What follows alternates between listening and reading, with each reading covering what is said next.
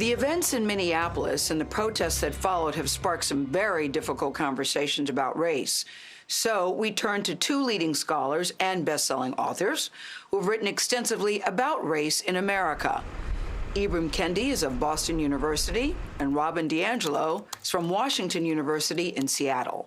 Ibram, what is a question you think white people should be asking?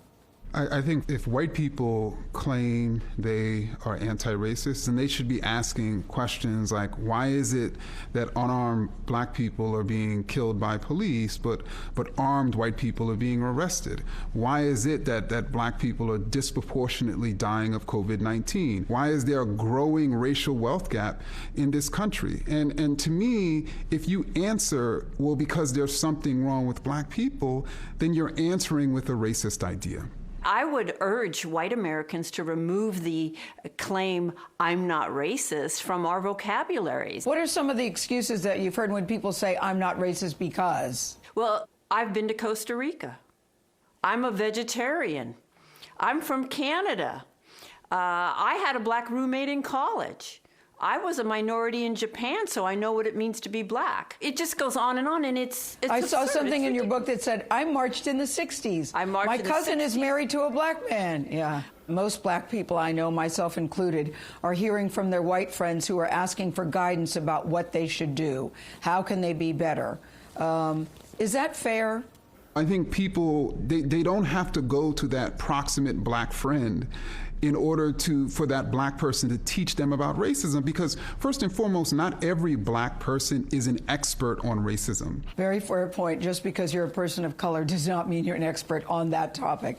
I offer white people this opening question, if their number one question is, what do I do? And that is, how have you managed to be a full functioning adult in 2020 and not know what to do? They're asking the question at this particular time because we just saw the very horrible murder of a black man in a very graphic way at the hands of a police officer.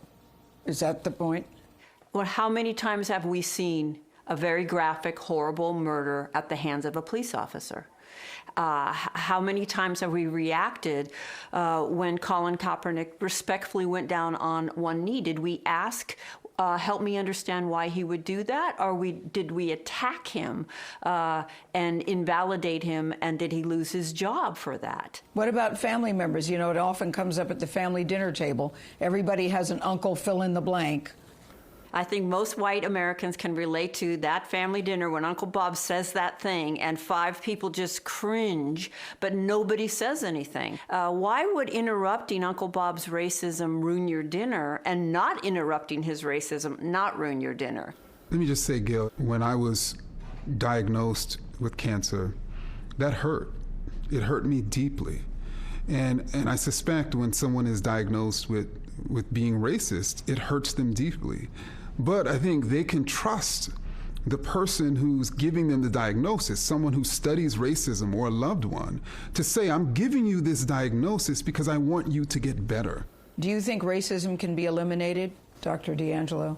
I don't believe it'll be eliminated in my lifetime, but niceness will not end racism. Only strategic, intentional, anti-racist action will end racism.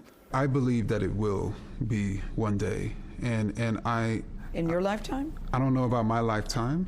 I'm hoping my daughter's lifetime. But I think it's critical for us to recognize that the way we eliminate racism is by eliminating racial inequity and injustice. And we can change policies, just like we can change people, just like we can change people in positions of power. And I think it's critically important for people to realize that change is possible if we are willing to fight for it.